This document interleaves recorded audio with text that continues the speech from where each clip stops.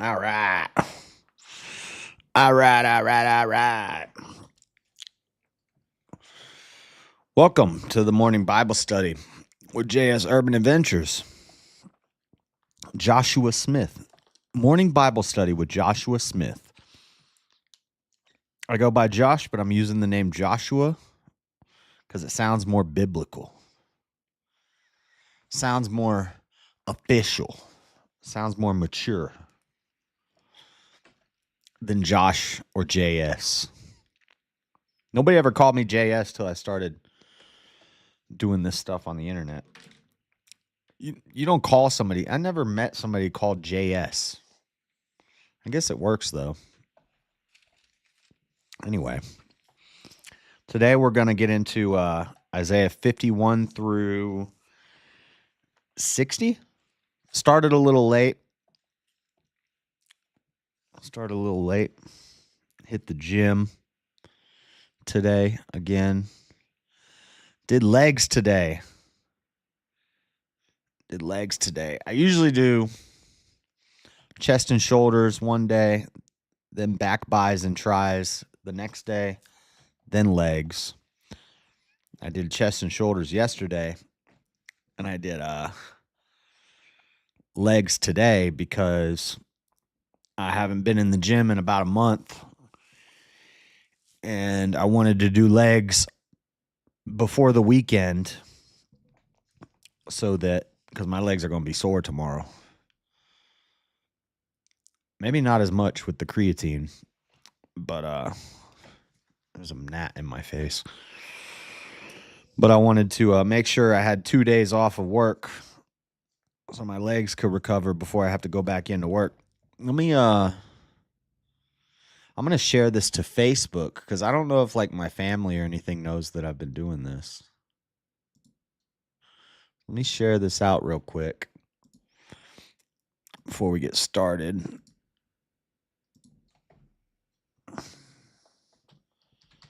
Tuesday through Thursday.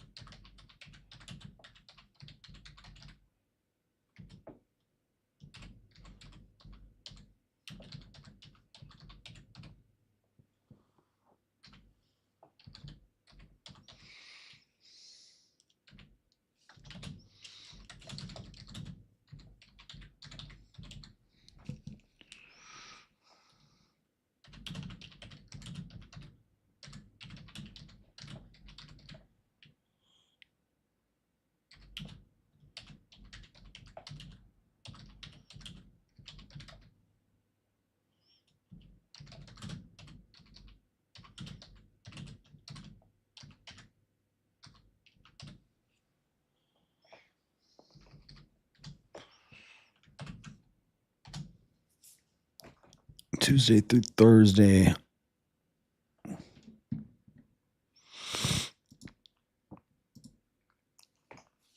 All right. And then throw it in some discords. Let's see. Put it in here.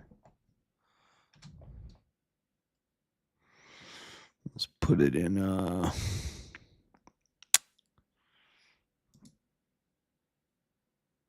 I don't know. We'll throw it in Fredo's. And I'll put it in mine. One sec, guys. One sec. All right. All right. We spread it the word. Make sure you share it out to your friends. Make sure you guys hit. Thank you, Amanda. I'm wearing the hat because my hair is getting too long. I need it cut, but I might get it cut tomorrow.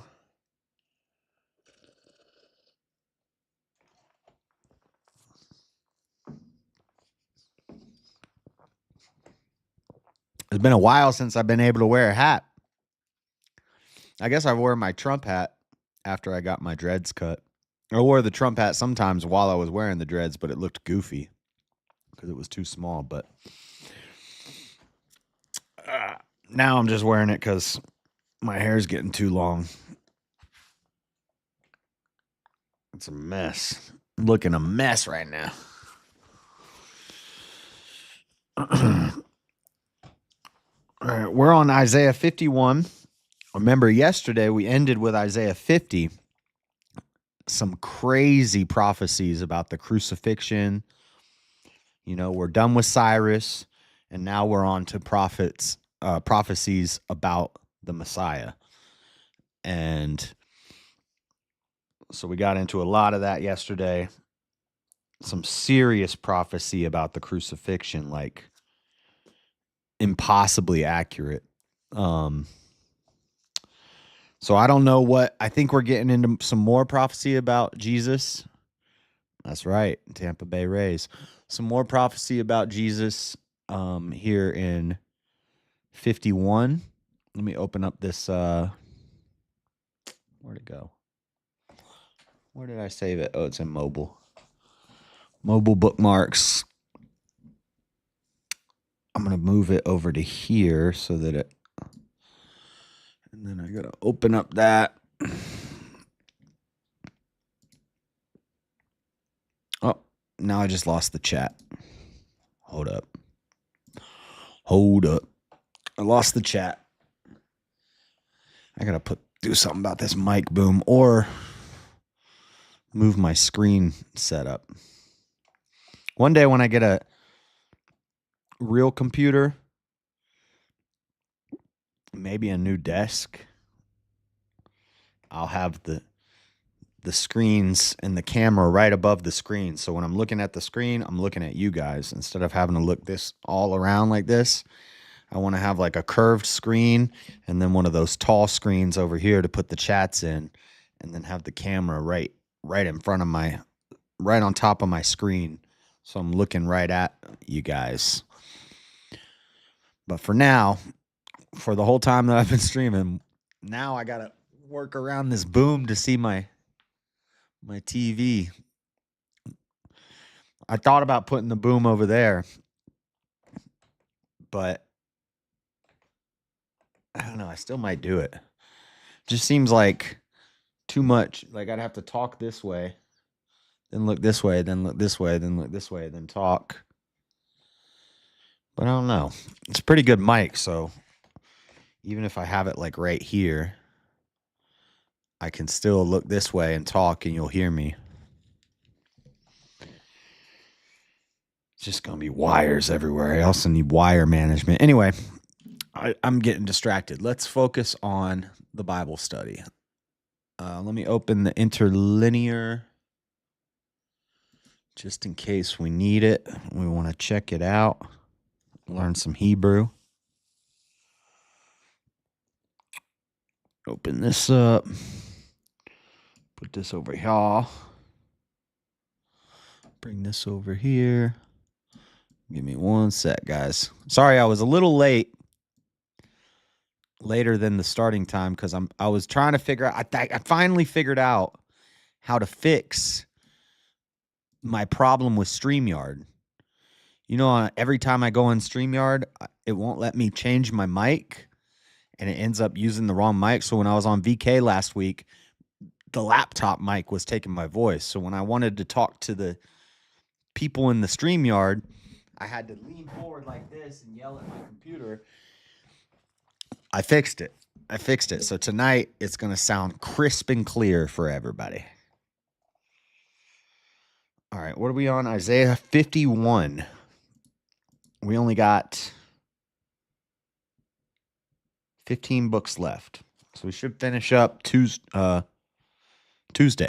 Tuesday we'll be finishing Isaiah. And then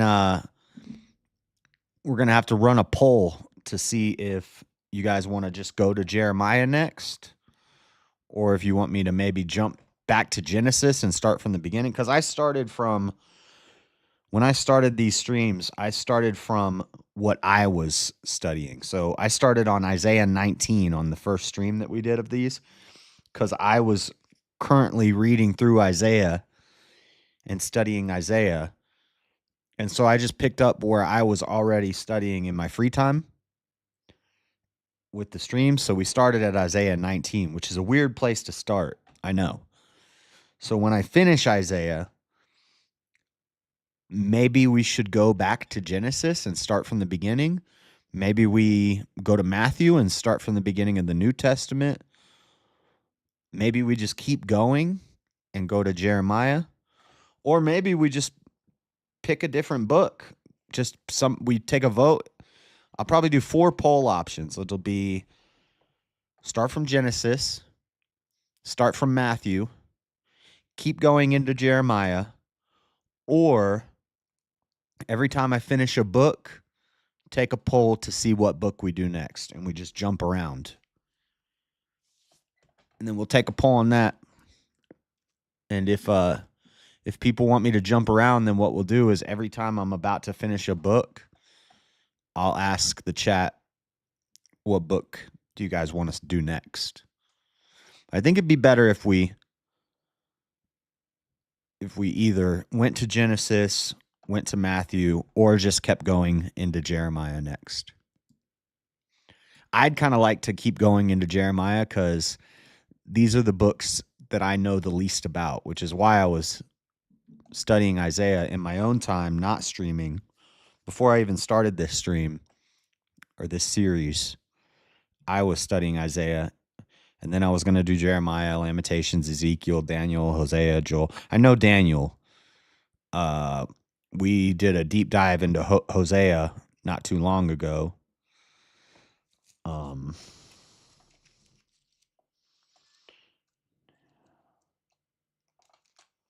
me see something real quick. Some of them get much smaller.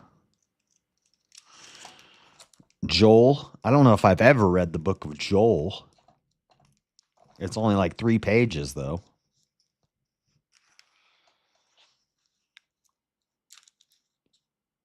Yeah, once we get through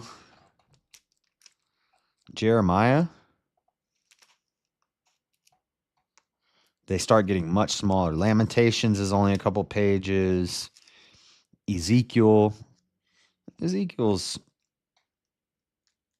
kind of big. It's got like 35 chapters. But then Daniel's decent size. But like Malachi, Amos, Zechariah, Habakkuk, Joel, Amos, those are all like, each one is like 2 pages. So we could do multiple books a day. Or we could just do one book and really, get deep into it. That's great. You got it fixed for tonight? Aren't you a Cubs fan? No. I'm not even a baseball fan. I can't stand baseball. Is so boring to me. I played it when I was a kid. But no, I'm a Rays fan. I don't even watch sports. I watch fighting. I watch combat sports. That's it. And extreme sports. I like skateboarding, snowboarding. Not even really snowboarding. I like skateboarding and combat sports. And that's about it. But when I do watch sports, I just watch Florida teams. Like if the Bucks are doing good, I'll watch the Bucks. I don't even like hockey, but if the Lightning are in the Stanley Cup, I'll watch the Stanley Cup.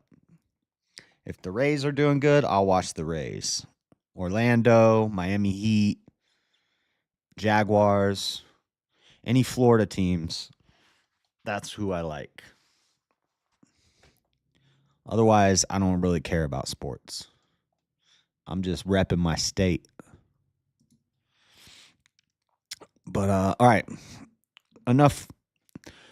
We've waited long enough. Let's get into this. Anybody who's going to come is already here. So let's get into it. I didn't open the interlinear, but that's all right. We got the strong. Isaiah 51. What's the theme of this chapter? Oh, no, this is wrong.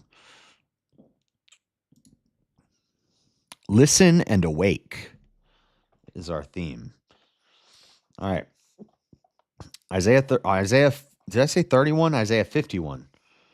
Hearken to me, ye that follow after righteousness, ye that seek the Lord, look unto the rock whence ye are hewn, into the hole of the pit whence ye are digged. Look unto Abraham your father, and unto Sarah that bare you. For I called him alone, and blessed him, and increased him. For the Lord shall comfort Zion, he will comfort all her waste places, and he will make her wilderness like Eden, and her desert like the garden of the Lord. Joy and gladness shall be found therein, thanksgiving and the voice of melody. Hearken unto me, my people, and give ear unto me, O my nation. For a law shall proceed from me, and I will make my judgment to rest for light of the people. My righteousness is near, my salvation is gone forth, and mine arm shall judge the people. The isles shall wait upon me, and on mine arm shall they trust. Lift up your eyes to the heavens, and look upon the earth beneath. For the heavens shall vanish away like smoke, and the earth shall wax old like a garment. And they that dwell therein shall die in like manner. But my salvation shall be forever, and my righteousness shall not be abolished. Hearken unto me, ye that know righteousness, the people in whose heart is my law. Fear ye not the reproach of men, neither be ye afraid of their revilings. They revile them. Neither be ye afraid of their revilings. For the moth shall eat them up like a garment. For the moth shall eat them up like a garment, and the worm shall eat them like wool. But my righteousness shall be forever, and my salvation from generation to generation. Awake, awake, put on strength, O arm of the Lord. Awake, as in the ancient days, in the generations of old. Art thou not it that hath cut Rahab and wounded the dragon? Dragons again. Art thou not it which hath dried the sea, the waters of the great deep, that hath made the depth of the sea a way for the ransomed to pass over? Therefore the redeemed of the Lord shall return and come with singing unto Zion, and everlasting joy shall be upon their head. They shall obtain gladness and joy, and sorrow and mourning shall flee away. I, even I, am he that comforteth you. Who art thou that thou shouldest be afraid of a man that shall die, and of the Son of Man which shall be made as grass? And forgettest the Lord thy Maker, that hath stretched forth the heavens, and laid the foundations of the earth, and hast feared continually every day because of the fury of the oppressor, as if he were ready to destroy? And where is the fury of the oppressor? The captive exile hasteneth, that he may be loosed, and that he should not die in the pit, nor that his bread should fail. But I am the Lord thy God, that divided the sea, whose waves roared. The Lord of hosts is his name. And I have put my words in thy mouth, and I have covered thee in the shadow of mine hand, that I may plant the heavens, and lay the foundations of the earth, and say unto Zion, Thou art my people. Awake, awake, stand up, O Jerusalem, which hast drunk at the hand of the Lord the cup of his fury. Thou hast drunken the dregs of the cup of tremblings, and wrung them out.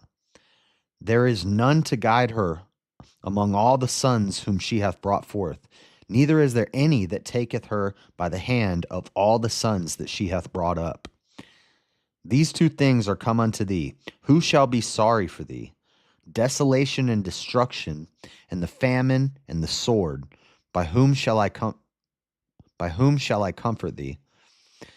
Thy sons have fainted. They lie at the head of all the streets, as a wild bull in a net. They are full of the fury of the Lord and rebuke of thy God. Therefore hear now this, thou afflicted and drunken, but not with wine.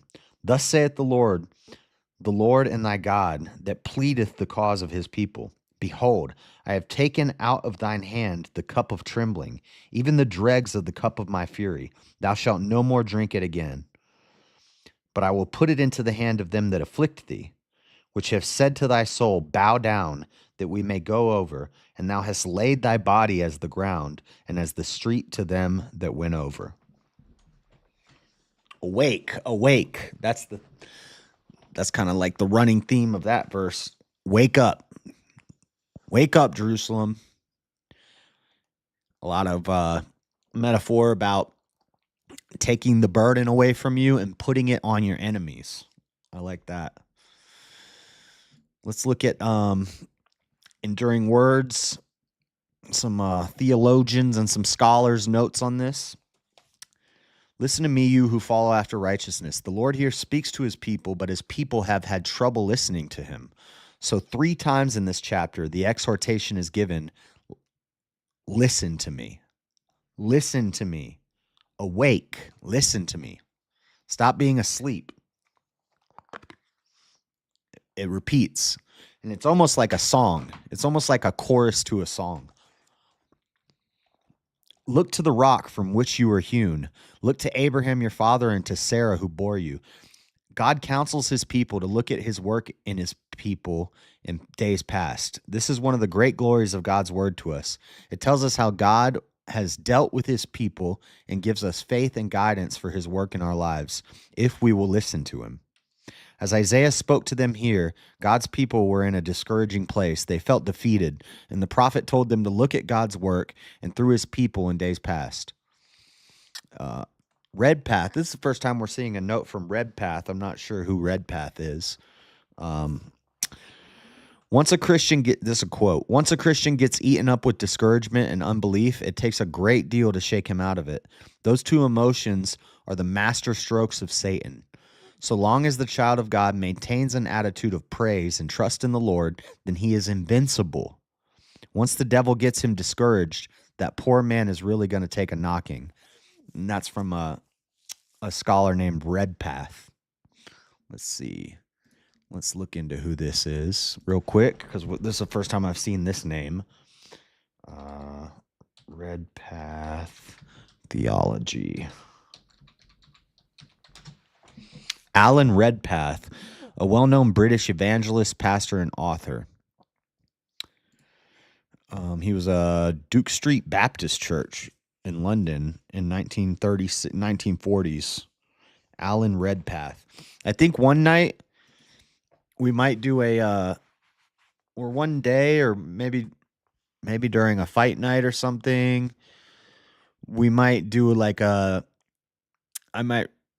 not a super deep dive, but at least read the Wikipedia pages for all these different Sturgeon, Wolfe, Redpath,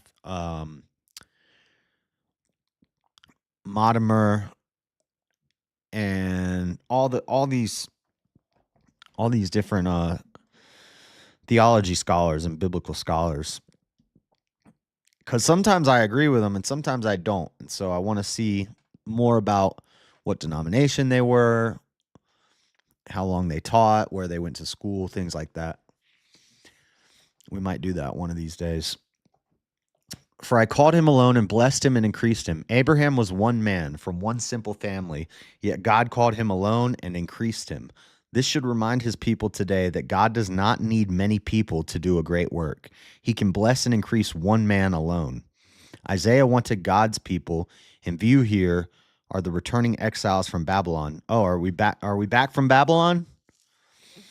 And those of Israel's ultimate regathering to not be discouraged of their small numbers, but realize that just as he did great things with Abraham and Sarah, he can do great things for them. For the Lord will comfort Zion. He will make her wilderness like Eden. Joy and gladness will be found in it. By Eden, before I read it, I'm going to guess what it means by make her like Eden. I'm guessing it's going to be fertility. Eden was fertile. Eden had to have a lot of kids to populate the earth. And those kids had to have a lot of kids. And I know what the atheists will say. The atheists will be like, oh, so does the Bible support incest? Yes, after the fall, before the law, there was a lot of bad, crazy stuff going on. Doesn't mean God encouraged it. It was a necessary evil. And in Deuteronomy, they're given the law not to do that anymore. When the law comes after the fall, people are fallen. Then comes the law, and in the law, God says, "Hey, cut that out. Stop sleeping with your sister and your cousin and stuff. You don't got to do that. Cut that out. Stop it." It was never good. It's not like God changed his mind. It was never good. It was never okay. We lived in sin. It was the fall. We were fallen. But regardless, any worldview, even if you're an atheist who believes purely in Darwinian evolution, has to concede that if you understand origin of species, even if you believe in Darwinian evolution, you still have to have an origin. What do they call it? Not patient zero, but kind of like a patient zero with a virus. You still have to have the first man and the first woman. Doesn't matter what worldview you have. No matter how you believe the universe started, all of them require a first man and a first woman. And that means that no matter what worldview you have, for a population to populate, there's going to be a little bit of that stuff going on. It doesn't make it okay. It doesn't make it good. But when atheists try to get you with that, like, oh, there's incest in the Bible. Yeah, there's incest in Darwinian evolution too, genius. There's incest in Buddhism. It doesn't matter what your worldview is. To get a population of a species, you have to have that because you start with few and you get many. The only way that happens. Anyway, that always annoys me when people say that. Bring that up in like when they're arguing with Christians. For the Lord will comfort Zion. He will make her a wilderness like Eden. Joy and gladness will be found in it. Remembering Abraham and Sarah should give them hope for this promise. The promise seems too good to be true, but by faithfully remembering God's work in people like Abraham and Sarah, they would have faith to believe God's promise to them today. This shows how we can benefit through. Okay, so they're not commenting on the he will make her wilderness like Eden. See, I was thinking that was like, because there's only a few of them left and they're going to populate. I was thinking that was like a reference to fertility, meaning they're all going to have a lot of babies so they can spread out throughout the world. But none of these scholars mentioned that. He will make her now they're repeating it. He will make her wilderness like Eden and her desert like the garden of the Lord. This reminds us that through these promises had a near fulfillment in the return from Babylon's captivity. The ultimate fulfillment is in regathered, blessed, and saved Israel in the millennia. I will make my justice rest as a light of the peoples. When the Lord ultimately regathers, blesses, and saves Israel, he will also shine forth his justice to all the world, to Israel, my nation, and to all the nations, the peoples. For the heavens will vanish away like smoke. The earth will grow old like a garment. These are references to phenomenon surrounding the second coming. Oh yeah, when it went dark. Of Jesus in Matthew 24:35, 2 Peter 3:7-10, Revelation 6:12-17. This is ultimately when the justice of the Lord will be displayed to Israel of all nations. Is that when it went dark after Jesus died? Let me see. Heaven and earth will pass away, but my words will by no means pass away. That's Matthew 24:35. 2 Peter 3:7-10, but the heavens and the earth, which are now preserved by the same word, are reserved for fire until the day of judgment and perdition of ungodly men. But beloved, do not forget this one thing, that with the Lord 1 day is as 1,000 years, and 1,000 years as 1 day. The Lord is not slack concerning his promise, as some count slackness, but is long-suffering towards us, not willing that any should perish, but that all should come to repentance. But the day of the Lord will come as a thief in the night, in which the heavens will pass away with a great noise, and the elements will melt away. Where'd it go? The elements will melt away with fervent heat. Both the earth and the works that are in it will be burned up. And then Revelation is the pillar of fire, Revelation 6:12-17. I looked when he opened the sixth seal, and behold, there was a great earthquake, and the sun became black as a sackcloth of hair, and the moon became like blood, and the stars of heaven fell to the earth, as a fig tree drops its late figs when it's shaken by a mighty wind. Then the sky receded as a scroll when it is rolled up, and every mountain and island was moved out of its place. And the kings of the earth, the great men, the rich men, the commanders, the mighty men, every slave and every free man, hid themselves in the caves and in the rocks of the mountains, and said to the mountains and rocks, fall on us and hide us from the face of him who sits on the throne and from the wrath of the Lamb. For the great day of his wrath has come, and who is able to stand? That's deep. So Isaiah's a lot of apocryphal writing. I always say apocryphal. It's not apocryphal. A lot of apocalyptic writing in Isaiah. The judgment of the Lord isn't only evident in creation, but also upon humanity. Those who dwell in it will die in like manner.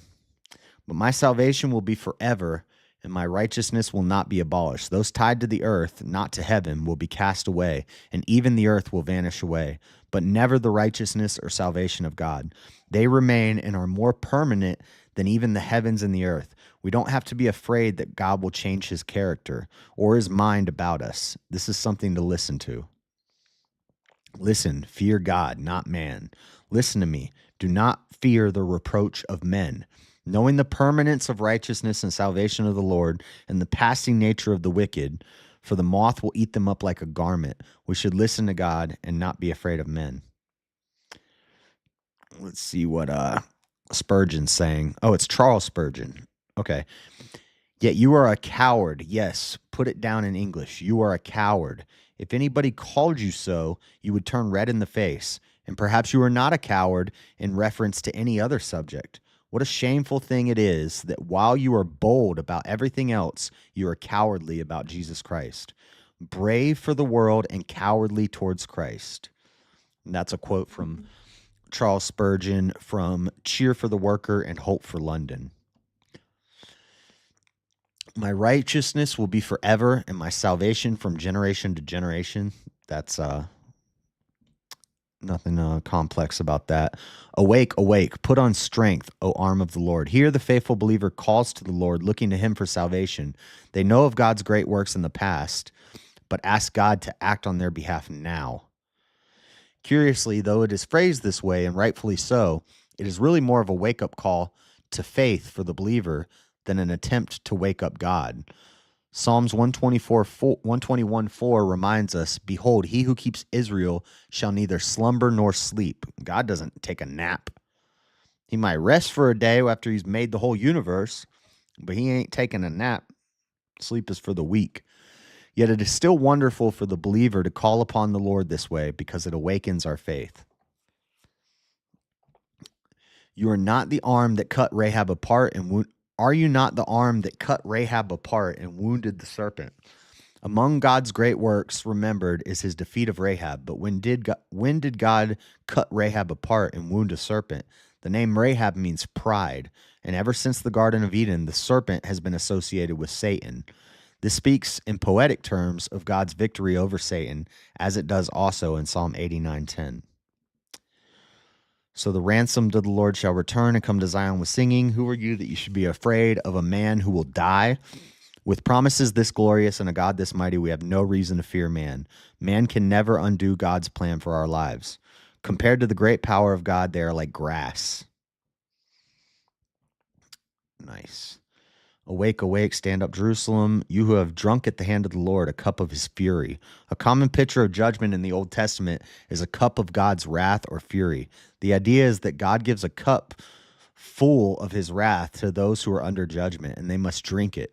Here, God calls Jerusalem to remember that they have drunk at the hand of the Lord the cup of his fury when they experience God's judgment through the Babylonians.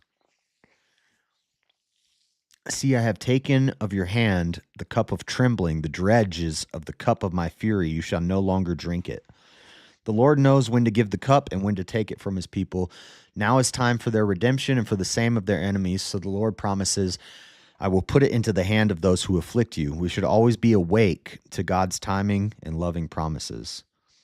Who have said to you, lie down that we may walk over you. This barbaric practice is well documented in the ancient Near East, featured especially but not exclusively in Assyrian inscriptions.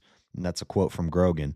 But God will give this humiliation to those who humiliate his people. So they used to throw people on the ground and just march over them. The Assyrians and the Near East and the dang. That's wild. Make them lay down in the street and just send the army march over them. And that was a humiliation ritual. Also, probably in a lot of cases, a execution ritual, because you might die. But God's saying He'll do the same to our enemies. Epic. Let's go to chapter 52 now. Hold on, let me take a swig of this smoothie. Yeah, that's horrible. That's wild.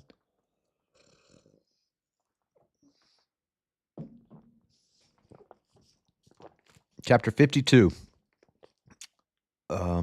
Awake more. Awake, awake. Put on thy strength, O Zion. Put on thy beautiful garments, O Jerusalem, the holy city, for henceforth there shall no more come into thee the uncircumcised and the unclean. Shake thyself from the dust, arise and sit down, O Jerusalem. Loose thyself from the bands of thy neck, O captive daughter of Zion. For thus saith the Lord, ye have sold yourself for naught, and ye shall be redeemed without money. For thus saith the Lord God, my people went down aforetime into Egypt to sojourn there, and the Assyrian oppressed them without cause. Now, therefore, what have I here, saith the Lord, that my people is taken away for naught? They that rule over them make them to howl, saith the Lord, and my name continually every day is blasphemed. Therefore my people shall know my name. I think that's repeated a lot throughout the Bible, but I like this. Therefore my people shall know my name. Therefore they shall know in the day that I am he that doth speak. Behold, it is I. Therefore my people shall know my name. How beautiful upon the mountains are the feet of him that bringeth good tidings, that publisheth peace, that bringeth good tidings of good, that publisheth salvation, that saith unto Zion, thy God reigneth. Thy watchmen shall lift up the voice, with the voice together shall they sing. For they shall see eye to eye when the Lord shall bring again Zion. Break forth into joy, sing together, ye waste places of Jerusalem. For the Lord hath comforted his people, he hath redeemed Jerusalem. The Lord hath made bare his holy arm in the eyes of all the nations, and all the ends of the earth shall see the salvation of our God. Depart ye, go ye out from thence. Touch no unclean thing, go ye out of the midst of her. Be ye clean that bear the vessel of the Lord. For ye shall not go out with haste, nor go by flight, for the Lord will go before you, and the God of Israel will be your reward. Your reward. It says reward. It doesn't say reward, it says reward. Behold, my servant shall deal prudently. He shall be exalted and extolled, and be very high. As many were astonished as many were astonied at thee. His visage was so marred more than any man. His visage was so marred more than any man, and his form more than the sons of men. So shall he sprinkle many nations. The kings shall shut their mouths at him. For that which had not been told them shall they see, and that which they had not heard shall they consider. I'm going to look up this word, astonied. Astonide.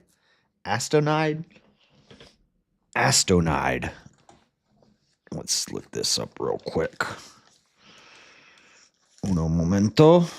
Astonide. Astonid.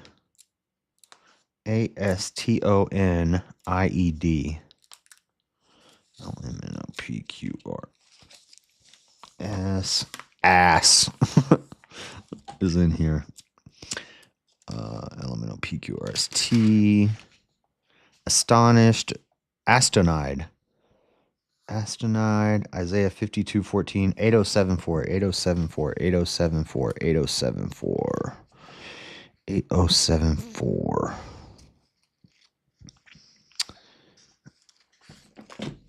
8074.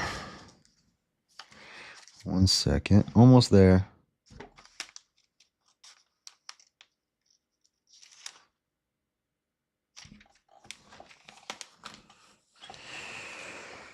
8074.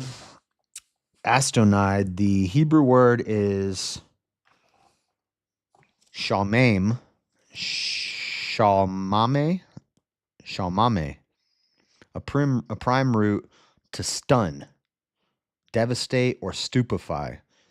Usually in a past sense. Desolate, astonished, desolation, waste, destroy. Wondered, amazed, astonishment. Be astoned, astonide, be destitute. Astonide, so it means astonished. That's kind of what it sounds like.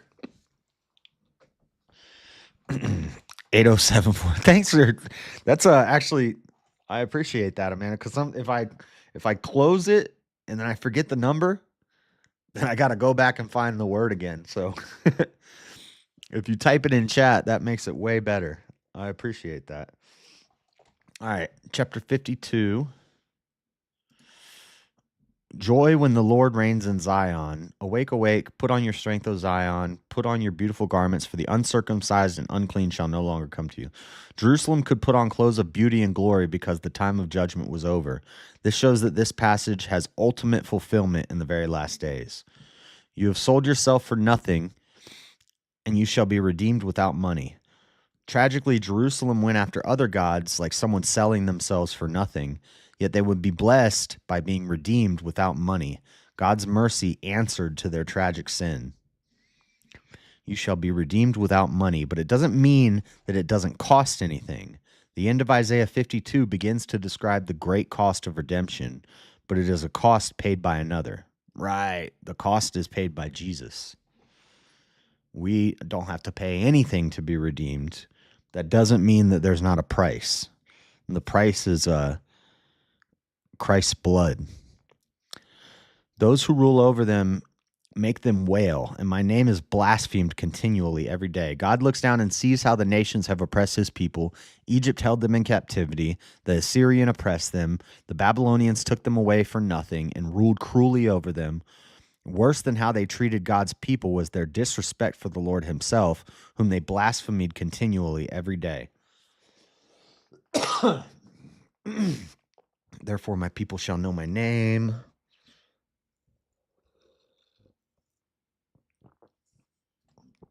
Therefore, they shall know in that day that I am he who speaks.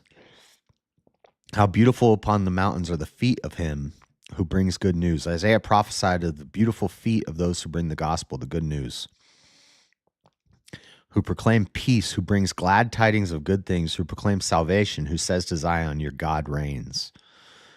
The Lord has made bare his holy arm. The thought beginning in Isaiah 51:9, awake, awake, put on strength, O arm of the Lord, is completed.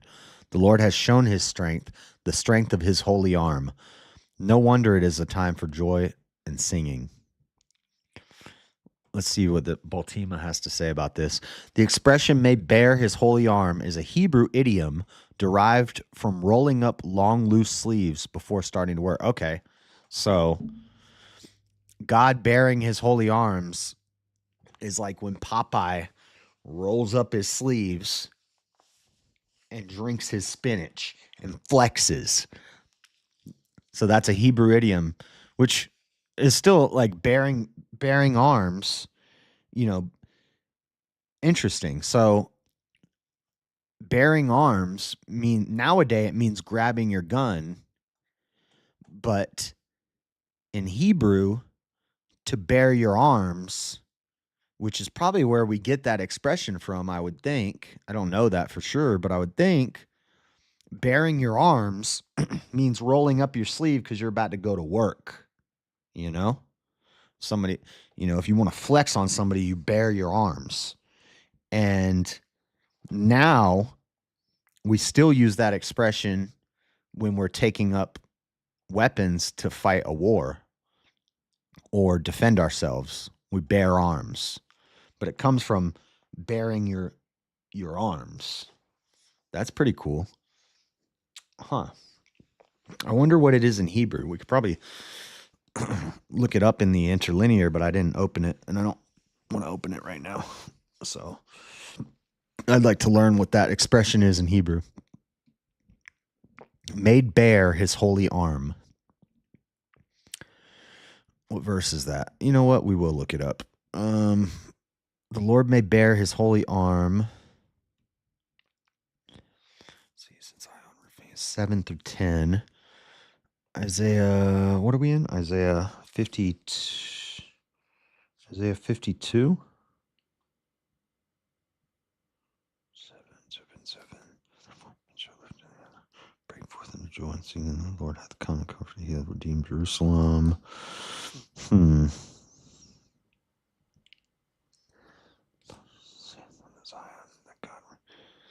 Feet of him who brings food of him, claim to God. Watchmen should lift up voices and bring back together Jerusalem covered.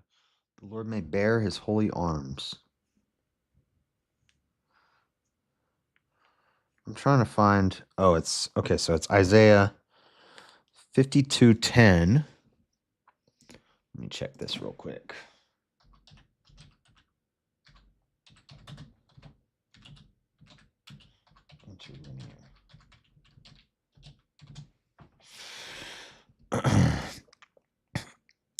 So the Hebrew is, shall see the nations of all in the eyes. His holy arm, Yahweh has made bare. So word for word translation, it's his holy arm, Yahweh has made bare. And in Hebrew, that is Quadeso Zeroah et Yahweh Hasap. Quadeso. Can I get him to pronounce it for me? I wonder if there's a way to listen to it. It'd be cool if they had like an audio thing where you could click it to hear the words said. Because I don't know if I'm pronouncing it right, but it looks like Quadeso Zeroah et Yahweh Hasap. Quadeso Zeroah et Yahweh Hasap. His holy arm Yahweh has made bare, pulling up his sleeves, about to get to work. Let's go. I like that. Okay, anyway.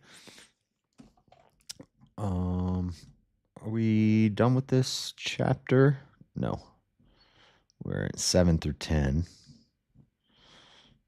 And the eyes of the nation and all the ends of the earth shall see his salvation. Depart, depart, go out from there. Can't you Google it and listen to it there? Let me see. I think I'd have to go one word at a time. Oh, wait.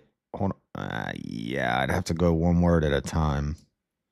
So, like, I could do this. Copy.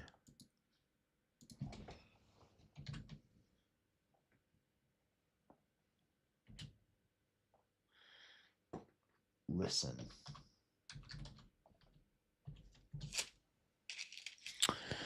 AI overview is not just. How do I listen to it?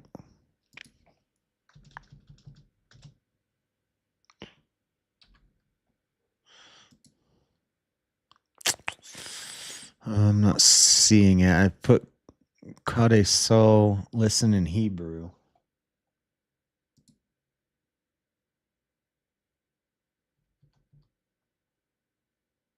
Hebrew pronunciation.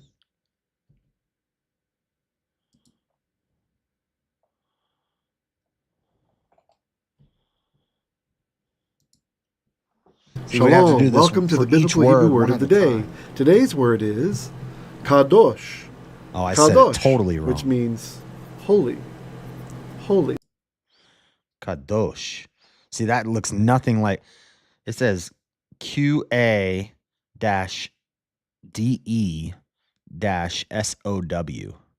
So it looks like Kadeso. Kadosh. Kadosh. Kadosh. Kadosh, Kadosh, Kadosh. That's holy. Then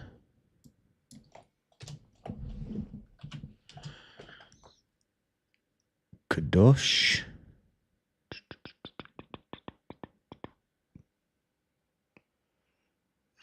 Arm. Intro to Hebrew pronunciation with the word in Hebrew. Let's just try this. Let's try to put the whole expression in here.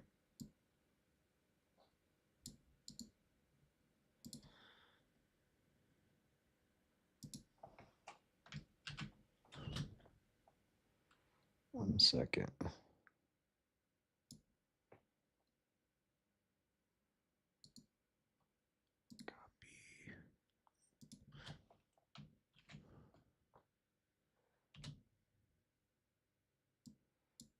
Yahweh. I'm just gonna, I can't highlight it all. I have to go word for word because the way the interlinear is set up is if I try to highlight the line, it adds all the stuff under it. Hasap. Really, this is the most important part. Hasap is made bare his arms, or has made bare. Holy is the word of the day. The pronunciation of the name Yahweh. How to pronounce Yahweh? I'm not finding it. That's just misunderstanding. Yeah, I put the whole expression in there, and it's just taking me to how to pronounce Yahweh. Yahweh. Yahweh. Kadosh. Zeroah et Yahweh. Hasap. Something like that. Anyway, we're spending too much time. Come on, Google, get it together. What are you doing? Google. All right. We're taking too long on this. So shall he sprinkle many nations. Sprinkling is often associated with cleansing from sin in the Old Testament. In Exodus 24:8, Leviticus 3:8, Numbers 19:21, and Ezekiel 36:25, here the promises that the work of the Messiah will bring cleansing to many nations. Kings shall shut their mouths at him. I don't need to read what that means. I know what that means. Let's move on to chapter 53. Who hath believed our report, and to whom is the arm of the Lord revealed? See? So that's arm of the Lord revealed. That's Hasap. Yahweh Hasap. Et Yahweh Hasap. The arm of the Lord, bearing the arm of the Lord. Is the arm of the Lord revealed. For he shall grow up before him as a tender plant, and as a root out of a dry ground. He hath no form nor comeliness. And when we shall see him, there is no beauty that we should desire him. He is despised and rejected of men, a man of sorrows, and acquainted with grief. And we hid as it were our faces from him. He was despised, and we esteemed him not. Surely he hath borne our griefs and carried our sorrows. Yet we did esteem him stricken, smitten of God, and afflicted. But he was wounded for our transgressions. He was bruised for our iniquities. The chastisement of our peace was upon him, and with his stripes we are healed. Talking about the stripes on his back, the whip injuries on his back. Another prophecy of the crucifixion there. All we like sheep have gone astray.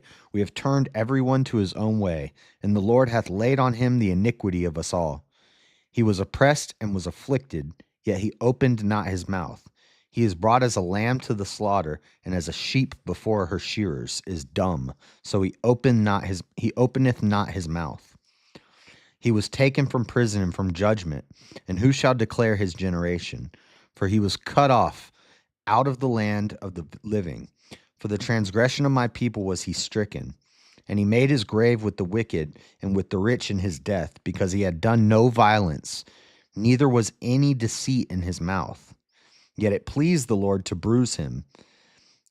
It doesn't mean God was happy that Jesus got beat. It means, it was what had to be done. It was necessary. God saw it. And even though it seems evil, it was good. It was part of the plan. pleased the Lord to bruise him. He hath put him to grief. When thou shalt make his soul an offering for sin, he shall see his seed. He shall prolong his days, and the pleasure of the Lord shall prosper in his hand. He shall see the travail of his soul, and shall be satisfied. By his knowledge shall my righteous servant justify many, for he shall bear their iniquities. This is all prophecy of Jesus, I think. We're about to find out in a second. But therefore will I divide him a portion with the great, and he shall divide the spoil with the strong, because he hath poured out his soul unto death, and he was numbered with the transgressors, and he bare the sin of many, and made intercession for the transgressors. So pretty positive that it's talking about Jesus there being crucified. The atoning suffering and victory of the Messiah. Who has believed our report? Prophetically, Isaiah anticipates at least two things here. First, he anticipates how strange and contradictory it seems that this suffering Messiah, whose visage is marred more than any man, his image is damaged more than any man. He's bloody, beard's ripped off, covered in spit and blood, and just lashed, and skin's coming off. Then they're stabbing him in the side. His hands have holes in them. His legs have holes in them. He's just his whole image, is just destroyed. He just looks totally mutilated. Is at the same time the salvation and cleansing to nations. Second, he anticipates the rejection of the Messiah, that many would not believe our report. Context of Messiah's suffering line. This line seems out of place. The arm of the Lord is a picture of his strength, power, and might. Yet we will see Messiah weak in suffering, but the strength, power, and might of God will be expressed in the midst of his suffering. Seemingly weak Messiah. Seemingly weak. He shall grow up before him as a tender plant. Jesus did grow up as he increased in wisdom and stature and in favor with God and men. That's from Luke 2:52. But all the while he was as a tender plant, of seeming weakness and insignificance, not like a mighty tree. He didn't come like a king, which is odd that the Jews expected, it's like the Jews studied the scriptures, but they didn't know them, because when Jesus came along, he had to teach them. He's like, yo, you got it all wrong. Did you not read your scriptures? What are you studying? Because you don't seem to know anything. They denied Jesus because they expected him to come as a king, because he is the king, but they expected him to come as a mighty leader, as a ruler, as a king. So they deny Jesus being the Messiah, but it says it right here in Isaiah. They had Isaiah. Maybe they deny some of the prophecies. Maybe they deny the prophets. I know they focus on the Torah, which is the first 5 books. I don't know if they just ignored the prophets, but Isaiah didn't say that he was going to come mightily. Isaiah says he was going to be like a tender plant. He's going to grow up like a tender plant. As a root out of dry ground, Jesus grew up in the Galilee region of what the Romans occupied and later called Palestine. In respect to spiritual, political, and standard of living matters, it was indeed dry ground. God can bring the most wonderful things out of dry ground.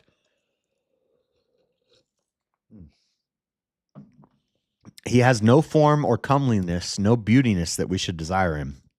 That's actually another prophecy, because it is said in the New Testament. I forget exactly where. I'm sure they'll tell us here in a second. But Jesus wasn't like an attractive guy. He wasn't like a lot of these pictures we see of Jesus looking like a handsome, long-haired, nice long hair, looking all handsome and stuff. No, they said Jesus wasn't like a handsome man or a model or any. He didn't look like Brad Pitt. He looked kind of ugly.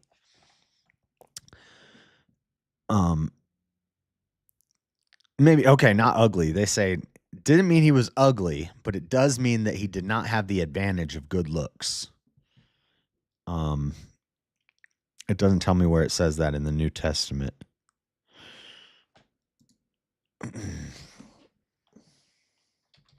Jesus.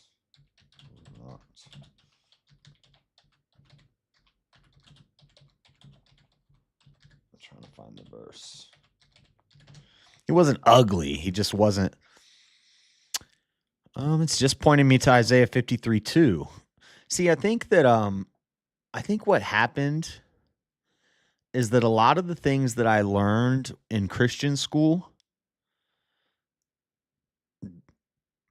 I'm seeing a lot of things in Isaiah that aren't actually mentioned in the New Testament, but I learned these things when I was in school.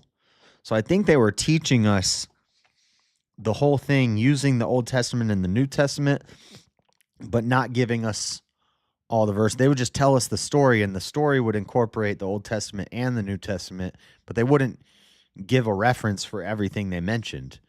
Because I learned that Jesus was not attractive, and I thought that was in the New Testament, but apparently it's only in Isaiah 53:2. I could have sworn it says it somewhere in the New Testament. But I just looked up Jesus was not attractive, New Testament. And it's just giving me Isaiah 52 or 53:2. Despised and rejected by man, a man of sorrows and acquainted with grief. And we hid, as it were, our faces from him. He was despised, and we did not esteem him. Surely he has borne our griefs and carried our sorrows. At this point, the prophet does not have in mind the way the Messiah took our guilt and God's wrath upon himself. Here, he has in view how the Messiah took our pain upon himself. He made our griefs his own and our sorrows as if they were his. The image is that he loaded them up and carried them on his back so we wouldn't have to. I mean, metaphorically, he did. Yet we esteemed him stricken, smitten by God, and afflicted. Curiously, this estimation was accurate.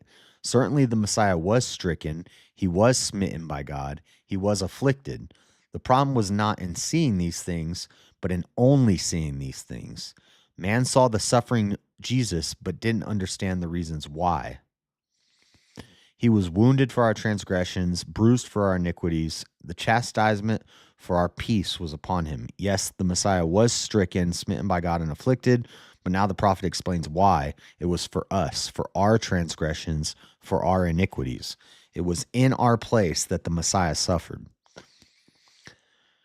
Wounded, the word wounded there is literally pierced through. So the word they use there, the Hebrew word they use there for wounded literally means pierced through, and Jesus was pierced through. He was pierced with the spear in his side, and he was pierced through his wrists and through his ankle or his feet.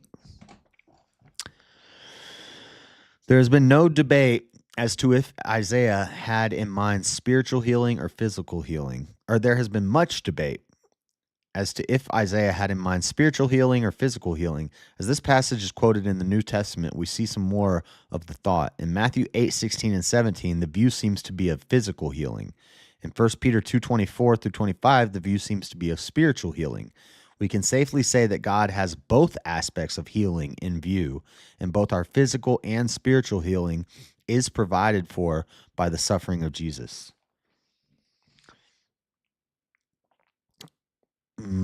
Great stress is laid upon his tense in the phrase. Very moment, please.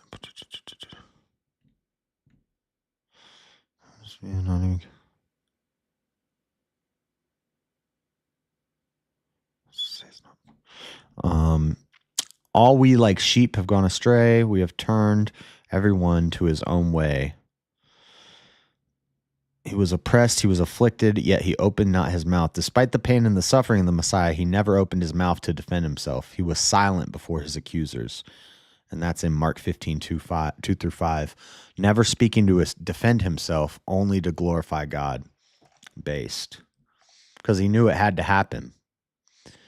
He was led as a lamb to the slaughter, and as a sheep before its shearers is silent, so he opened not his mouth. He was taken from prison and from judgment, and who would declare his generation? This not only refers to the confinement of the Messiah before the crucifixion, but also speaks to the fact that the Messiah died childless. There was no one to declare his generation. Oh, that's what, and who will declare his generation means he didn't have any kids. For he was cut off from the land of the living. Unless you listen to Da Vinci Code, then you might think that he had kids with Mary. Crazy. People just read fictional books from some author in the 2000s or 1990s and believe that it's biblical truth. For he was cut off from the land of the living. For the transgressions of my people he was stricken. This is the first indication in this passage that the suffering servant of the Lord, the Messiah himself, would die. Up until this point, we might have thought he would only have been severely beaten, but there is no mistaking the point. He is to be cut off from the land of the living. So Isaiah prophesies that the Messiah will be killed.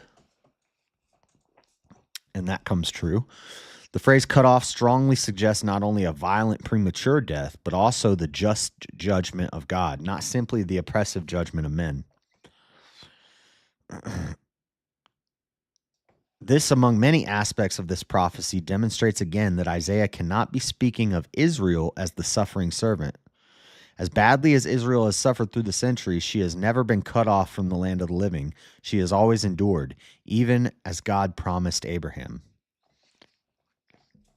The prophet brings the point home again and again. The servant of the Lord, the Messiah, suffers, but not for himself, but for the transgressions of my people.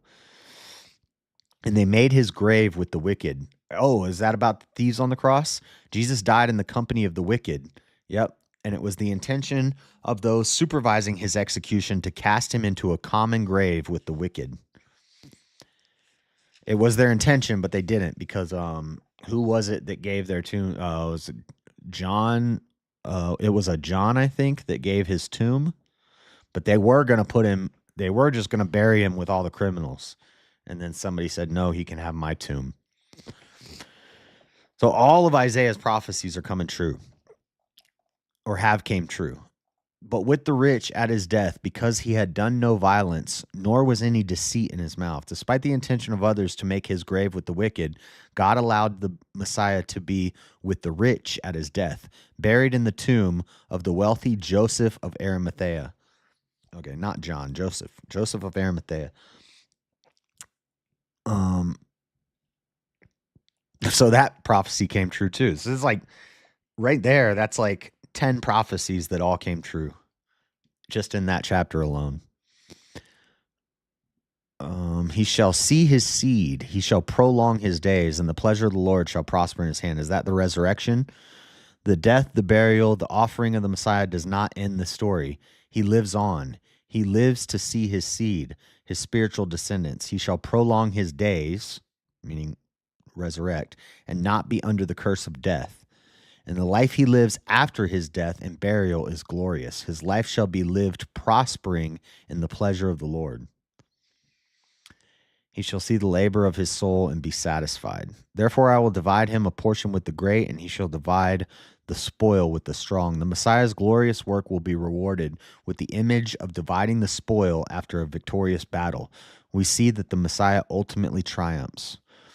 Paul described this ultimate triumph in Philippians 2:10 and 11, that the name of Jesus every knee shall bow, of those in heaven and those on earth and those under the earth, and that every tongue should confess that Jesus Christ is Lord, to the glory of God the Father.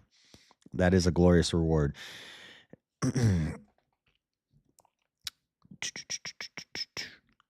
Let's skip. He was numbered with the transgressors. Jesus could never be a sinner.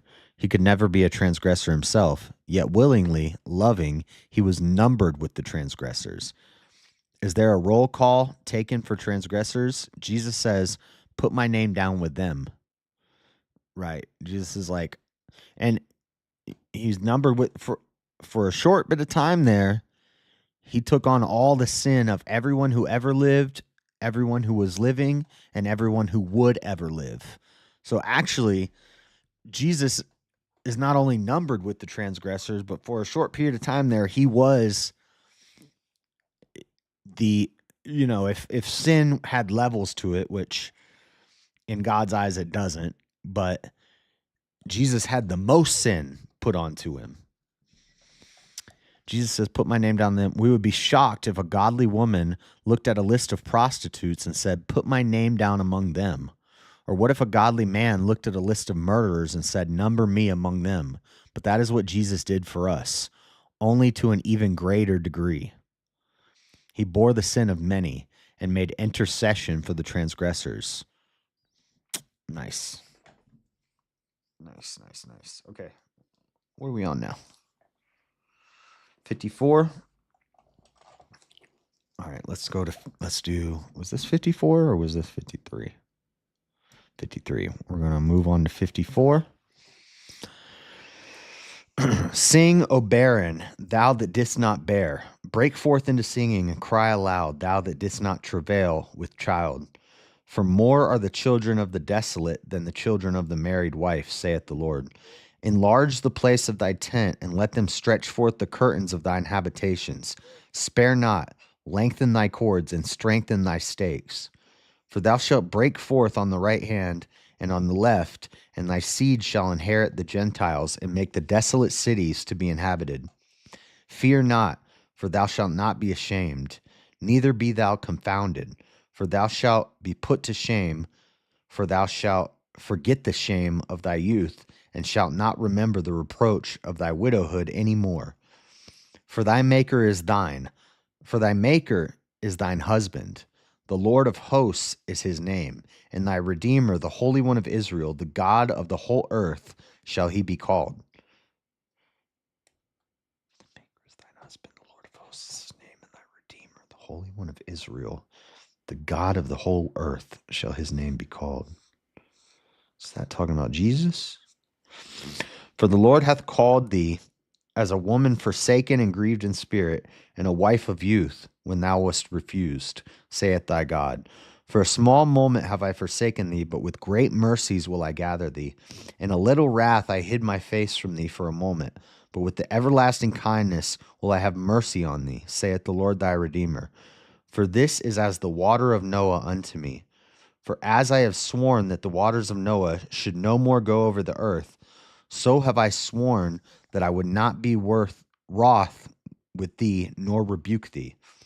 For the mountains shall depart, and the hills be removed, but my kindness shall not depart from thee, neither shall the covenant of my peace be removed, saith the Lord that hath mercy on thee. O thou afflicted, tossed with tempests, and not comforted, behold, I will lay thy stones with fair colors, and lay thy foundations with sapphire. And I will make thy windows of agates, that's a type of gemstone, and thy gates of carbuncles, and all thy borders of pleasant stones. And all thy children shall be taught of the Lord, and great shall be the peace of thy children. And all the children shall be taught of the Lord. Yeah, we don't have that today. Now people argue that kids shouldn't be taught about God because that's indoctrination. That's dogma. That you shouldn't indoctrinate your kid. You're crazy. Of course we should teach our kids about the Lord. In righteousness shalt thou be established. Thou shalt be far from oppression, for thou shalt not fear, and from terror, for it shall not come near thee. Behold, they shall surely gather together, but not by me. Whosoever shall gather together against thee shall fall for thy sake. Behold, I have created the smith that bloweth the coals in the fire, and that bringeth forth an instrument for his work, and I have created the waster to destroy. No weapon that is formed against thee shall prosper. I think this is in the New Testament too. No weapon that is formed against thee shall prosper, and every tongue that shall rise against thee in judgment thou shalt condemn. This is the heritage of the servants of the Lord, and their righteousness is of me, saith the Lord. No weapon against me shall prosper. And that's chapter 54. Let's look at this summary. Israel, the Lord speaks to Israel as his wife. Sing, O barren, you have not borne. In ancient Israel, the barren woman carried an enormous load of shame and disgrace. Here, the Lord likens captive Israel to a barren woman who can now sing, because now more are the children of the desolate than the children of the married woman. Enlarge the place of your tent. The curse and shame of barrenness would be so completely broken, and Israel would be so fruitful that they would have to expand their living space. This would be of particular comfort to the returning Babylonian exiles who felt themselves small in number and weak. The promise would strengthen them. God will not remember the the reproach of your widowhood anymore. Just as God compared the disgrace of Israel to the shame of barrenness, now he compares their humiliation to the reproach of widowhood. Here the Lord promises rescue from Israel's shame. For your maker is your husband. Though Israel might have been regarded as forsaken as a widow, the Lord promises to stand in the place of her husband. The Lord of hosts is his name. For a mere moment I have forsaken you. And that could be like a comparison to Jesus as well. God really never forsook Israel, yet he recognized that they felt forsaken. God said, for a mere moment, I allowed you to feel that I have forsaken you. That could also be a reference or a parallel to Jesus, because for a moment, God does forsake Jesus. God turns his back on Jesus. When Jesus takes on all the sin of the world, God turns his back on him, and Jesus says, Father, why have you forsaken me? Because God can't look at him like that. Like, imagine you raise your child perfectly, and they're great. They're doing great. But then one day, your child goes out and just everything falls apart. They do drugs. They do some sort of crime. They become a criminal. They go out, they murder somebody, or they do something horrible. And when they come back and they tell you, and you can't even look at them, it's like, I didn't raise you to be this way. And you kind of turn away from them. That's what happened with God, with Christ. Like, he's like, I can't even look at you like this. Like, when Jesus took on the sins of the world, God turned away from him. And Jesus says, Father, why have you forsaken me? Why won't you look at me? But fortunately, Jesus defeated that, overcame that. And yeah, like a prodigal son, he returns. And we all reap the rewards for it. Beauty is in the eye of the beholder. I hope I never have to go through that. Me too, Amanda. For this is like the waters of Noah to me. Just as God promised that the flood waters of Noah's day would not cover the earth forever, so will his anger recede from Israel. For the mountains shall depart, but my kindness shall not depart from you.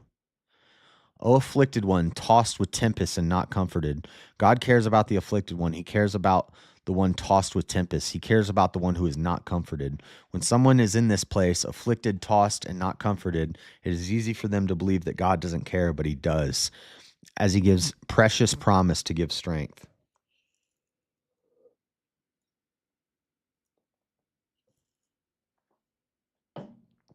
Now I need some water. No weapon formed against you shall prosper. The sovereign God who created the blacksmith, who created the spoiler to destroy, also has the power to protect. He can promise that no weapon formed against you shall prosper. Whatever weapon is raised against God's people is destined to be destroyed itself. God will ultimately even protect his people from criticism. Indeed, every tongue which rises against you in judgment, you shall condemn. Nice. Every tongue that rises against you in judgment, you shall condemn. Get behind me, Satan. Rise your tongue against me. I'll condemn you. All you got to say is, get behind me, Satan. I know all about that. Isaiah 55, last verse for the day. An invitation to receive the glory of the Lord's restoration. Nice. Ho, every one that thirsteth, come ye to the waters, and he that hath no money, come ye buy and eat. Come ye buy and eat. Yea, come, buy wine and milk without money and without price. Wherefore do ye spend money for that which is not bread, and your labor for that which satisfieth not? Hearken diligently unto me, and eat ye that which is good, and let your soul delight itself in fatness. Incline your ear and come unto me. Hear, and your soul shall live. And I will make an everlasting covenant with you, even the sure mercies of David. Behold, I have given him for a witness to the people, a leader and commander to the people. Behold, thou shalt call a nation that thou knowest not, and nations that knew not, these shall run unto thee because of the Lord thy God, and for the Holy One of Israel, for he hath glorified thee. Seek ye the Lord while he may be found, call ye upon while he is near. Let the wicked forsake his way, and the unrighteous man his thoughts. And let him return unto the Lord, and he will have mercy upon him, and to our God, for he will abundantly pardon. For my thoughts are not your thoughts, neither are your ways my ways, saith the Lord. They repeat that in the New Testament too. For my thoughts are not your thoughts, neither are your ways my ways, saith the Lord. For as the heavens are higher than the earth, so are my ways higher than your ways, and my thoughts than your thoughts. For as the rain cometh down and the snow from heaven, and returneth not thither, but watereth the earth, and maketh it bring forth and bud, that it may give seed to the sower and bread to the eater, so shall my word be that goeth forth out of my mouth. It shall not return unto me void, but it shall accomplish that which I please, and I shall prosper in the things whereto I sent it. For ye shall go out with joy and be led forth with peace. The mountains and the hills shall break forth before you into singing, and all the trees of the field shall clap their hands. Instead of the thorn shall come up the fir tree, and instead of the briar shall come up the myrtle tree. And it shall be to the Lord for a name, for an everlasting sign that shall not be cut off. And that's chapter 55. I need a blender to start making smoothies. They cost too much at Tropical Smoothie. Oh yeah, definitely.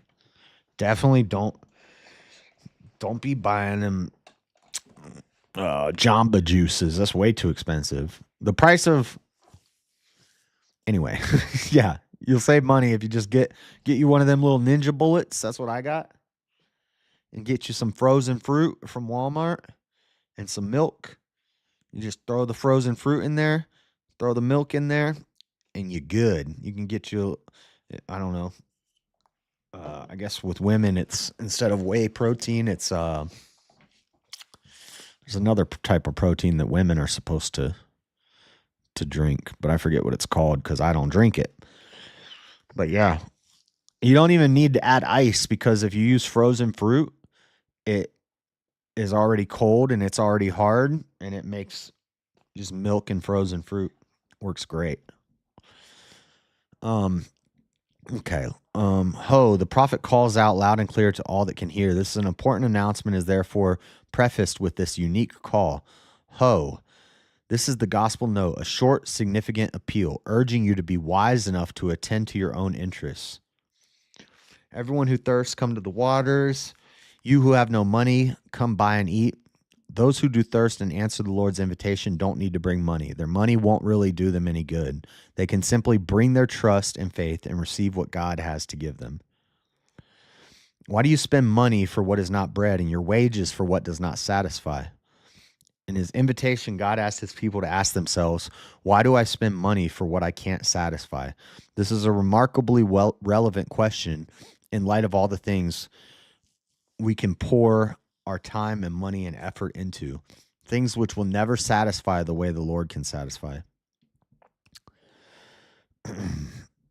Incline your ear, hear, and your soul shall live, and I will make an everlasting covenant with you, the sure mercies of David. For the one who will listen to the Lord, God promises a covenant. From Isaiah's perspective, this covenant is still in the future. I will make. The covenant is also characterized by the sure mercies of David. God showed his great mercy to David, not only by sparing David's life when he was guilty of murder and adultery, but also in blessings and preserving and guiding David every day of his life. If God promises us the same mercy he showed to David, we are blessed indeed. I have given him a witness to the people, a leader, and a commander for the people. God promised the blessing of good and wise leadership. God promised the blessing of good and wise leadership. as part of his sure mercies. Where's Mosman at? God gave David. Where's Mosman at? There's a little bit of hierarchy there. A little bit of doesn't seem like anarchy. Part of God's promise to us is good and wise leadership if we follow him. God gave David and his remarkable leadership as a gift to Israel. Here, God promises that he would keep giving this gift according to the pattern shown in David. That says something about anarchy, huh? Doesn't seem like a very anarchistic God there. Surely you shall call a nation you do not know, and the nations who do not know you shall return to you.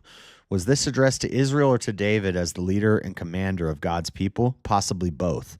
Certainly, its ultimate fulfillment is in the millennium when the nations will flock to Israel. Because of the Lord your God and the Holy One of Israel, he has glorified you. Seek the Lord while he may be found. Let the wicked forsake his way. The prophet impresses the need to repentance among God's people. Repentance is simply turning around our way, turning from our own way, turning to God's way. Simply, this is what it means to return to the Lord. And we can never walk on God's way until we forsake our own way. The Lord's glorious restoration works in and through our repentance. Isaiah made an important point when he wrote, "In the unrighteous man his thoughts. Wickedness may be demonstrated by our actions, but unrighteousness can be found in our very thoughts. The battleground for a righteous walk with the Lord is often found in our minds, in our thoughts." That's why we have to bring every thought into captivity to the obedience of Christ. John had a Bible stream the other night. He's copying me. No, I don't care. I'm just kidding. For my thoughts are not your thoughts. God doesn't think the way we do. Yes, the fiery dart Satan whispers in our mind. We have to bring our thoughts into captivity. We don't think like God thinks. Your thoughts are lies. They're a deception. They're a trick. They're not real. And often they're whispers from Satan. If you're hungry, if you want proof that all thoughts are lies, and I'll take it farther than JLP takes it. JLP says, except for practical thoughts. I won't even give that qualifier. I'll say all thoughts are lies. Because if JLP will say practical thoughts are not lies. Like, you think about, I got to go to work. So you go to work. Well, if I wake up and I lay in bed and I think to myself, okay, I got to get up and go to work. That doesn't get me to work. If I just laid and thought about going to work, I would miss work. I would lose my job if I just laid there and thought about getting up and going to work. You have to actually do it. If you're hungry and you think about eating, you will never get full. You'll just get more hungry. You can think about eating all you want. That thought is a lie. You're not eating until you're eating. You have to do it. You have to actually do it. Just thinking about something does not accomplish anything. For as the heavens are higher than the earth, how far is the distance between God's thoughts and ours? How far is the distance between his way and ours? The distance is as great as the heavens are higher than the earth. For as the rain comes down, using the figure of the water cycle, the Lord illustrates the essential principle that his word shall not return to me void, but it shall accomplish what I please. Rain and snow come down from heaven and do not return.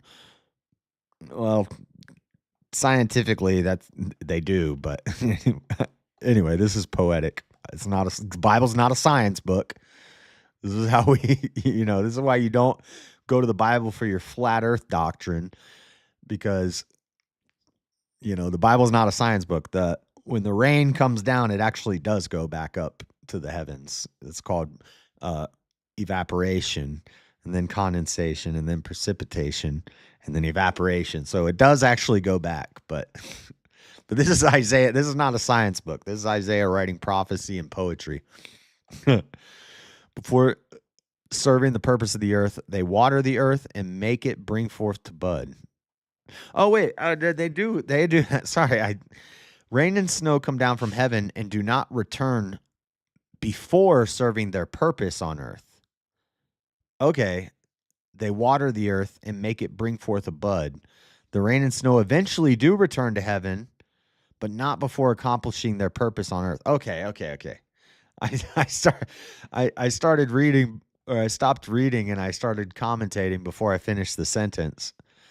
Now that I finished the sentence, I see, okay, they're not saying the rain does not return to the earth. They're saying it does not return to the earth before serving its purpose. And then it return to the heavens, and then it does return to the heavens. Okay, cool.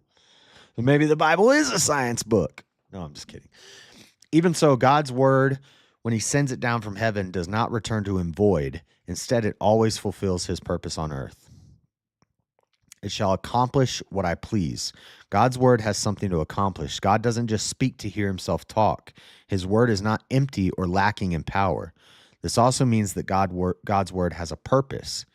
He didn't speak in unfathomable mysteries just to blow our minds or confuse us or leave things up to any possible interpretation. When God speaks, he speaks to accomplish a purpose. For you shall go with joy and be let out with peace. Instead of the thorn shall come up the cypress tree. Where before there was a barrenness and reminders of the curse or the thorn, now there will be beautiful and useful trees. This picture is clear. In his glorious work of restoration, God takes away from the barren and the curse and brings forth beauty and fruit. It shall be to the Lord for a name, for an everlasting sign that shall not be cut off. When the Lord restores, all the work is done for his name and his glory. When the Lord restores, the work is secure.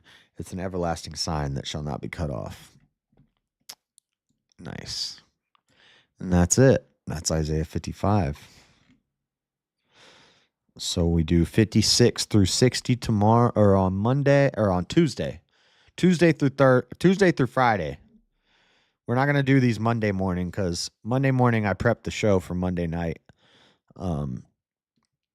So Tuesday through Friday. So next Tuesday, we'll pick up at chapter 56 and we'll go through to chapter 60. And then Wednesday, I'll probably just finish Isaiah. I'll go 61 through 66. And then we'll be done with Isaiah on Wednesday, and we'll have to decide where to go next. So that's that. I need to get to bed so we can do VK tonight. Before I go, I'm going to play a song again. I played Tyson yesterday, and he did not. Usually if I play his music, he'll claim it for shared monetization. So it'll get a yellow $sign. He doesn't it doesn't take my stream down or anything. It just gets the yellow $sign. But he didn't claim it for the song I played yesterday.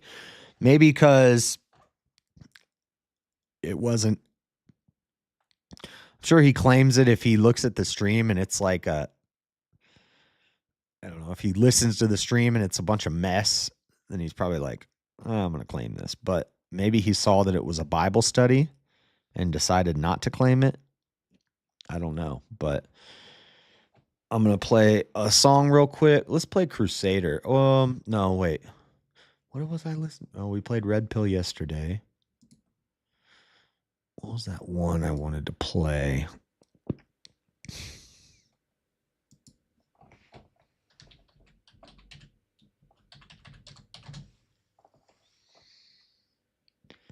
Oh, this song just came out. Oh, there's a brand new one. I knew this came out 2 hours ago. Have I heard this song yet? Waymaker. Oh yeah, we have heard this. It's from the album.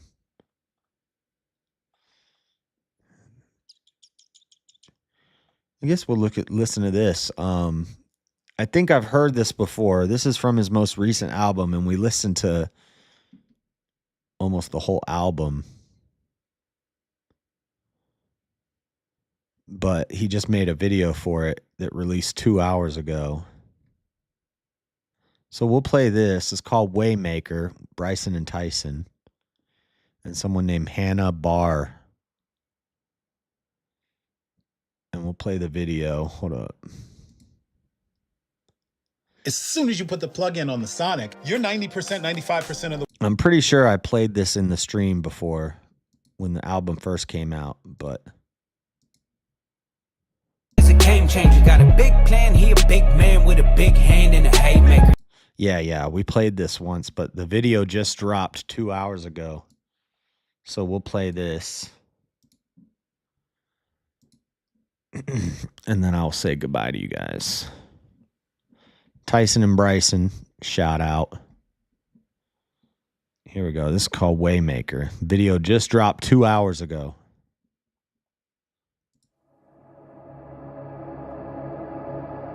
Waymaker, miracle worker, promise keeper, light in the darkness. My God, that is who you are. Beat drops. It gets a little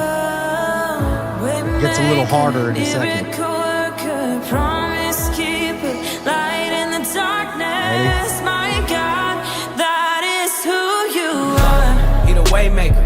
My God is a game changer. Got a big plan, he a big man with a big hand and a haymaker. I done been in the pit, I knew I had to submit. But my God, he got me up, I done had enough. He got me out the mud, now done caught a bus. Ain't nothing my God can't do. When I was down, my God came through. Dead in my sin, my God made new. I'm a work in progress, God ain't through. Oh, what you know about dirty needles? Down with the low like dirty people. I was on the other side. What you know about dirty needles? Down low. What do you say? Down low, surrounded by dirty people. Oh, hold up. Do. When I was down, my God came through. Dead in my sin, my God made new. I'm a work in progress, God ain't through. Oh, what you know about dirty needles? Down with the low like dirty people. I was on the other side serving evil. Now I fly high with the birds and the eagles. Hold tight to the promises and I'ma run with it. I don't care how long it is and I'ma use my gift. Man, the song is his. I choose God all day. I ain't on the fence, nah. I got a purpose and I know it's worth it. I'm standing the test. And I'm gonna give him my all till I'm dead and they lay me to rest. Waymaker, miracle worker, promise keeper, light in the darkness. My God, that is who you are. Oh, waymaker, miracle worker, Bare my arms to this. promise keeper, light in the darkness. My God, that is who you are. Bryson. Oh, that is who you Get it, are. Bryson. My Lord, he a way maker, the truth of the life and the chain breaker. Never been too big, but his reign's greater. He rose from the dead. This ain't Tupac, cause he took more than a few shots. Romans let his feet to the stake while the Jews watch. After 3 days, and he rose from the tomb. Stop acting like he want us to the door, never you not. Yeshua's my remedy. I was lost till I found him in me. Went from a sinner to him as my centerpiece. He is my sinner, then he gave me inner peace. So what would I care if people hate me? I appreciate it greatly. I'm better on rock, no sin can't break me. You build your house on sin can't face me. I used to build up a facade, cause I was living in lies. Cause I was tripping, was giving my gift to the world. But now I give it to God. I'm picking a side. I need a remedy to rise. Look what the kingdom supplies. When you let him be your guide, yeah. Sing this with hands in the fist in the sky. Sing it. I like it. In our midst, I worship you. I worship you. You are here, working in this place. I worship you. I worship you. 'Cause you are here. I worship you. I worship you. Jesus, Waymaker, you are here. Miracle worker, you are always here. Oh, I worship the Waymaker, miracle worker, promise keeper, light in the darkness. My God, that is who you are. That is who you are. Nice. Yeah, cool.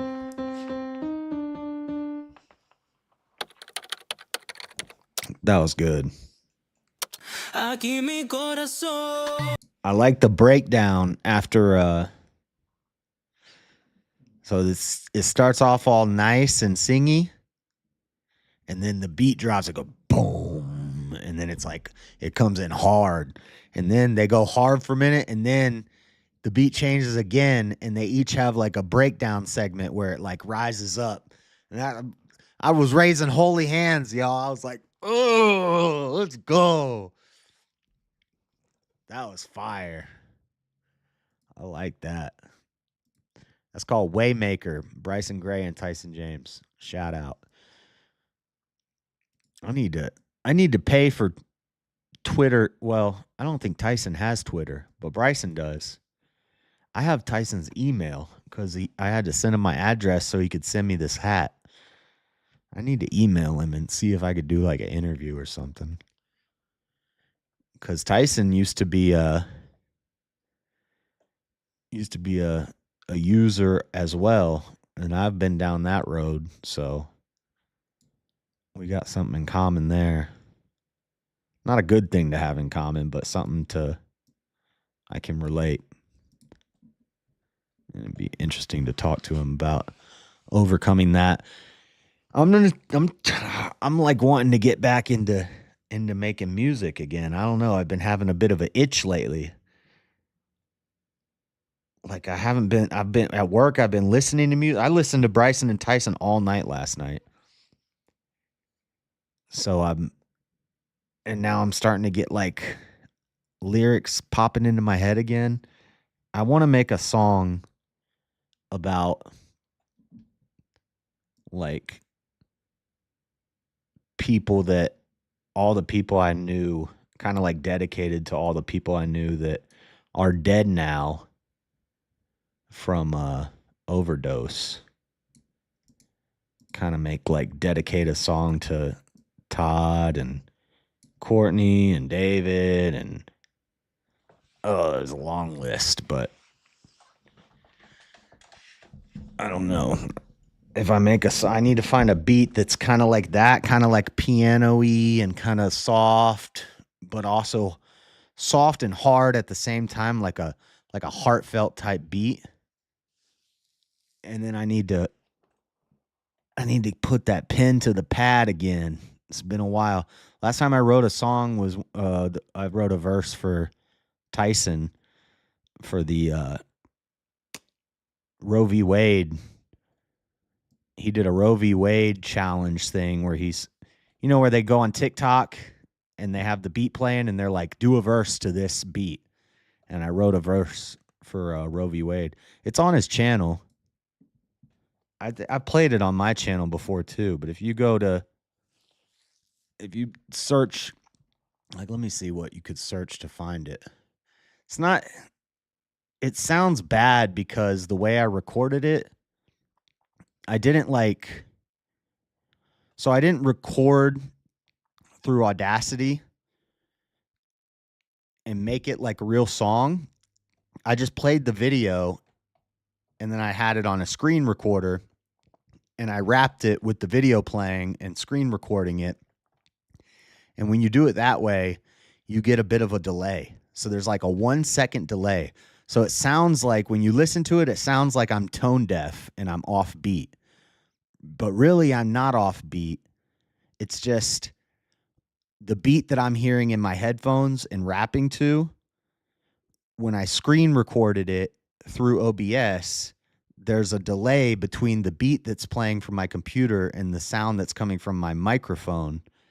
So it's not synced up right. So it sounds off beat. It sounds bad because I'm a little off beat. And if somebody's a little bit off beat, it messes up the whole song. But if I know how I have Audacity and I have Fruity Loops and now I have a good mic, so I could write a song, get a beat, and make it better. But I'll try to find. If you type in Tyson James Roe v. Wade Challenge JS. It's the third one down. If you type in Tyson James Roe v. Wade Challenge JS, it's the third one down. 2 years ago. It's got 6,000 views. Y'all got Yo. it wrong. Roe v. Wade, y'all crazy. What up? kind of drugs y'all on? JS Urban Adventures on YouTube. Baby in the womb, now The you Dreaded all Conservative. done. Y'all are sick. No What's more good? fun, you This is the last demon, song we I wrote. making It's you only a worse. verse. Kill another baby, Yo. I'm getting my gun. Yo. See, it's off beat. What do these women really want? Is it a kid to kill? We got a bigger problem than fentanyl. Or store short of Similac and Infamil. But I'm a man, so I can't have an opinion still. I'm standing on a rock for the kids who can't talk. These demon women scheming for the sheep in God's flock. It's over like a speed and then you see in a cop breaks lock. And your squid will stop. Pro-death fixing women shriek at the thought. Fake men, gay simps looking weak and distraught. But Fake men, gay simps looking weak and distraught. Change the flow. These lames don't know that Satan hopes for a way to road to stay and grow. Satan depart. we wait in and isn't even a start. Where the man at? Y'all be needing some heart. Change the flow. These lames don't know that Satan hopes for a way to road to stay and grow. Satan depart. It's off. I don't like it. I don't like beat. I don't like it because it's off. It's off beat. Because what I did, I have the TikTok. I have the beat playing from the TikTok in my headphones, and I'm just rapping with my screen recorder recording from OBS. The way I should have done it is I should have extracted the beat, put it into Audacity, and then recorded over the beat in Audacity, and then taken that and then played that and just recorded me lip syncing the song like a music video. But I didn't do it that way. I just straight rapped it while the thing was playing. So it's off beat and I don't like it. Y'all got it wrong. Roe v. Wade, y'all crazy. What kind of drugs y'all on? You want to kill a baby in the womb? Don't trust me. Y'all are done. No more fun, you pink-haired demons. We getting it done. Killing another baby, then I'm getting my gun. But yeah, that's the last verse I wrote. That was 2 years ago. But before that, I hadn't written anything in like 10 years.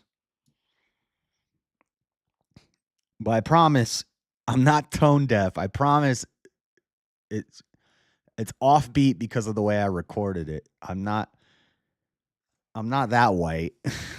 I'm not so white that I'm offbeat by like half a beat. It makes it sound weird. It makes it remake it to post on your channel. I could make a whole song out of it. But no, I'd rather just make something different. That was for a challenge he did, a TikTok challenge. And the winner with the most votes, look, somebody said, a dreaded conservative? Yes.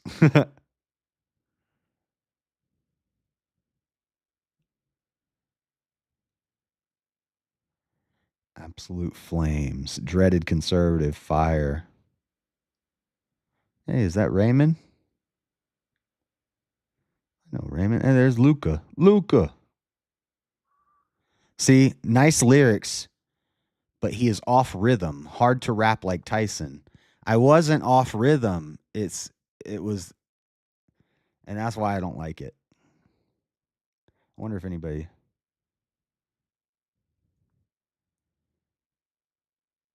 Lyrics aren't bad. Needs a better mic. That's a problem too. My mic is garbage. To carry his vocals through, his voice falls flat. So off rhythm, I couldn't finish the video. Yeah, see, I can't even disagree with him. But I wasn't off rhythm. It's the way that it was recorded. Because if you notice, whenever I do like streams and I'm listening to music and I'm singing along with the music, when I go back and watch those streams, I'm like off. I'm off. But it's not because like I'm rapping along with it in my ears exactly how it goes. But when you listen to it, the way OBS works, the desktop audio is playing and going into OBS, and then my voice is going into OBS, and it doesn't sync it right. So I can't even get mad at these people for saying that I was off rhythm, because in the video I am off rhythm. But that's not me. That's the technology that I was using, which was not the technology that you're supposed to use for that. I haven't went and looked at these comments in a while.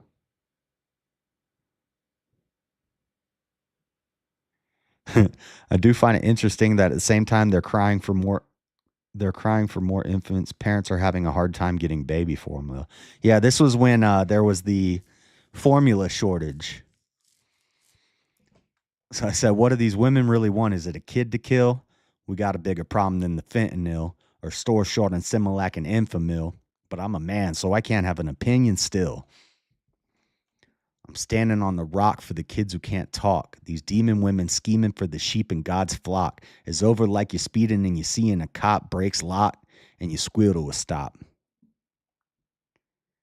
I can forget what I said after that.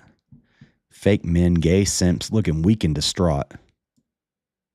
Where the men at? Y'all be needing some heart.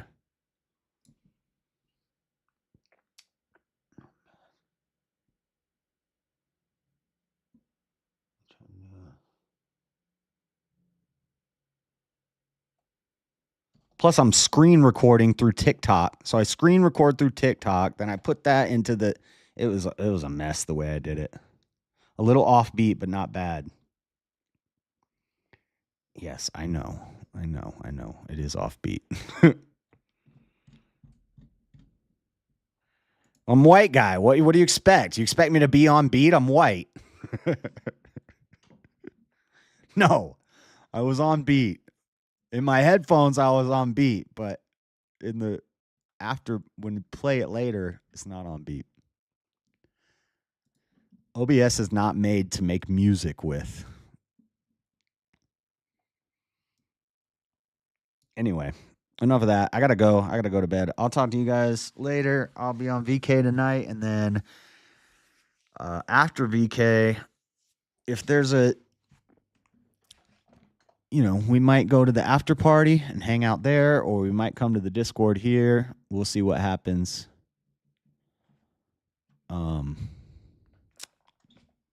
But tomorrow night, UFC 311 fight night. We'll be here for that. So have a good one, guys. God bless. Thanks for hanging out. Thank you, Amanda, for chilling with me. And I will see you later.